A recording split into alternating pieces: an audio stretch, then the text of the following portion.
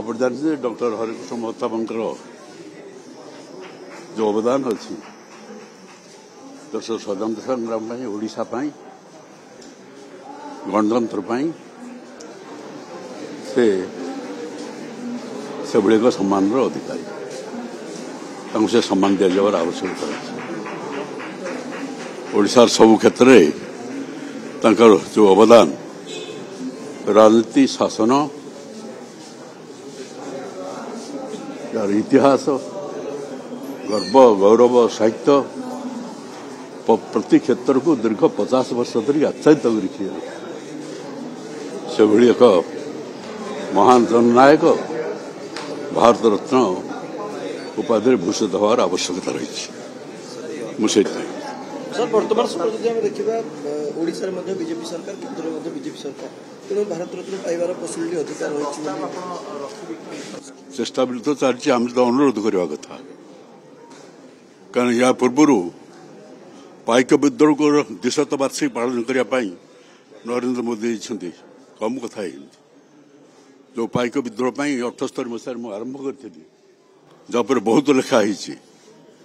तब नाटक लिखाई जो नाटक महासंग्राम महानायक से तो केंद्र सरकार आजादी का अमृत महोत्सव से ग्रहण कर अभिनीत होती भारत वर्ष व्यवस्था तेणु एडे बड़ कथा पाइक विद्रोह को तार 200 वार्षिक पालन करा तार एक महान स्मारकी बरणी दुर्ग उपर करने 2017 मसीह बजेट प्रयोजन है दुर्भाग्य हो पारनी कहीं मुझे आज कहवाई चाहूनी किंतु ओडिया जाति की जागृत करने तार अस्मिता को फेरी आने जो भाव में गोटे गणतंत्र को हत्या कराला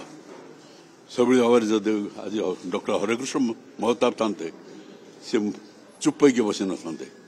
समस्त चुप हो बसते बोली 30 तारिख पेपर जो आसी से कही ओडिया जातर बोधे मृत्यु हो जाए से वीर दर्पित ओडिया जाति जार दिग्विजय जाति से जाति आज सत्य जमती तार प्राण संकेत ना तेणु आज यही उत्सव डॉक्टर महताब को कलिंग केसरी भारत रत्न ये करने सहित ओडिया जाति तार गर्वित परंपरा को मन पकईकि निज जाति निज माटी निज माँ तार सम्मान को बजाय रखा चेष्टा करूँ ये।